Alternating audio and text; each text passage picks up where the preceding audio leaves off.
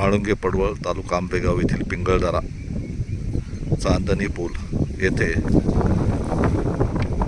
हुतात्मा बाबू विठूसागर डिंबे धरणाच्या डाव्या कालव्यात प्रज्वल बाळासाहेब चासकर, सोहम पडवळ, विराज चासकर, सोहम गोडेकर हे चौघे बालक पोहण्यासाठी गेली होती.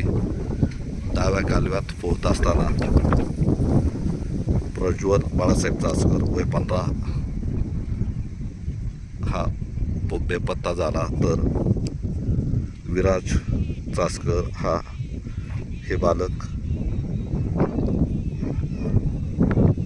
बुडू लागले होते. त्यावेळी सोहम पडवळने त्याला बाहेर काढले आणि सोहम गोडेकरही सुरक्षित राहिला. तर या संदर्भात आता आपण घटनास्थळावर आलो आहे.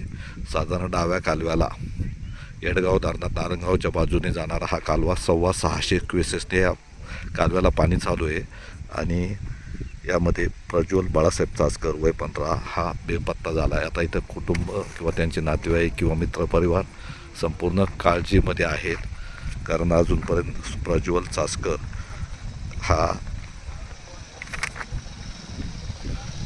शनिवारी दुपारी 3 वाजता बेपत्ता झाला आहे आणि अजून त्याचा शोध लागला नाही.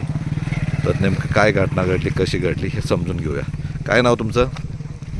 नमस्ते, मी हेमंत पडवळ. हां, तर म्हाळुंगे पडवळ. काय घटना घडली, कसं झालं? घटना अशी घडली का आमच्या वस्तीमधील 4 मुलं पोहण्यासाठी आले शाळेत, लहान 9वी 10वीची मुले.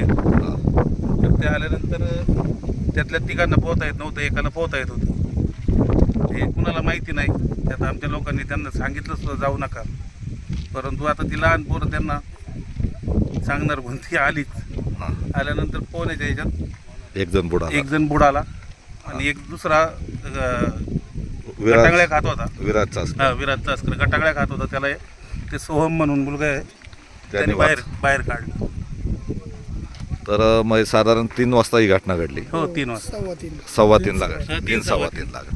तर आता इथं पोलीस आणि बाकीचे आलेच, ग्रामस्थ संपूर्ण.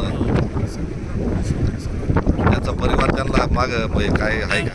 आई वडील आजी आजोबा. एकुलता एक मुलगा आहे.